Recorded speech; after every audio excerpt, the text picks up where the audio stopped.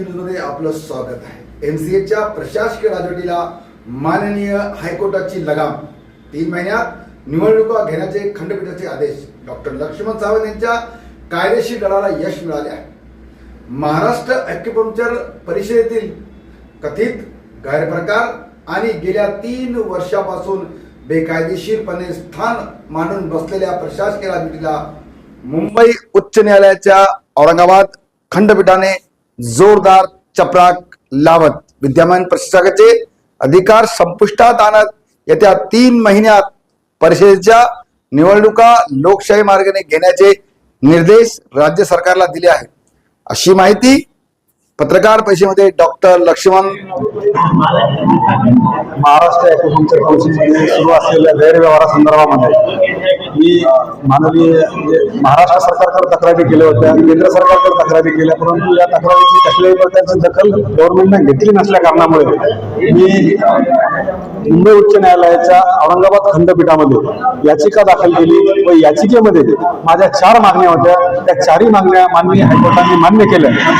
त्यातील प्रथम मागणी जी होती त्या ठिकाणी निवडणुकी संदर्भातली 3 महिन्याच्या आत निवडणुका घेण्यासंदर्भात गव्हर्नमेंटला त्या ठिकाणी हायकोर्टाने आदेशित केलं आहे व बाकीच्या 3 मागण्या ज्या आहेत त्या भ्रष्टाचारासंदर्भातल्या याची पण चौकशी करण्यासंदर्भात हायकोर्टाच्या निकालामध्ये स्पष्ट उल्लेख केलेला आहे। काय सांगाल एमसीएच्या भ्रष्टाचाराच्या बाबतीत आपण बोलताय, काय फक्त भ्रष्टाचार हा एकच विषय नाही की आमचं म्हणणं इतकंच आहे की काउन्सिलचा जो कारभार आहे हा पारदर्शक असावा। जसं डॉक्टर सावंत यांनी त्यांना हे मागितलं होतं की तुमचं ऑडिट रिपोर्ट द्या, 5-6 महिने झाले ते द्यायला तयार नाही आणि त्यांच्या बऱ्याच मागण्या होत्या। दुसऱ्या एक तर पहिली प्रशासकाला हातून इलेक्शन घ्यावी मेन मागणी होती आणि कारभार पारदर्शक पाहिजे, तर ते जे काही डॉक्टर सावंतनी आरोप केले त्याची चौकशी करा।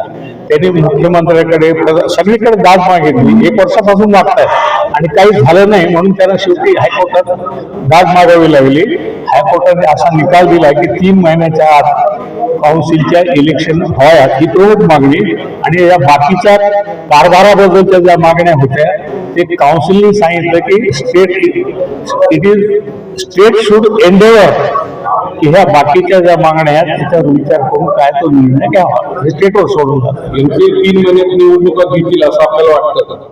आता न्यायालयाचा अपमान जर त्यांना करायचा असेल तर पुढे काय कॉम्प्लिकेशन होतील त्यांना त्यासाठी तयारी ठेवावी लागेल।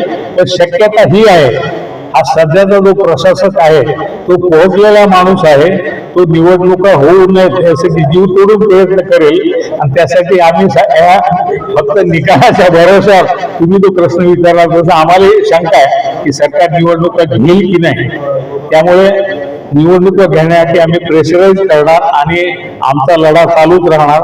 मोर्चे काढा, मेळावे घ्या, जे काय करायचं आम्ही आमच्याकडून प्रयत्न करणार की सरकारने लवकरात लवकर निवडणुकाही घ्याव्यात आणि सावंतनी जे आरोप केले आहेत गव्हर्नमेंट बद्दल त्याची गव्हर्नमेंटनी चौकशी सुद्धा करावी अशी आमची मागणी।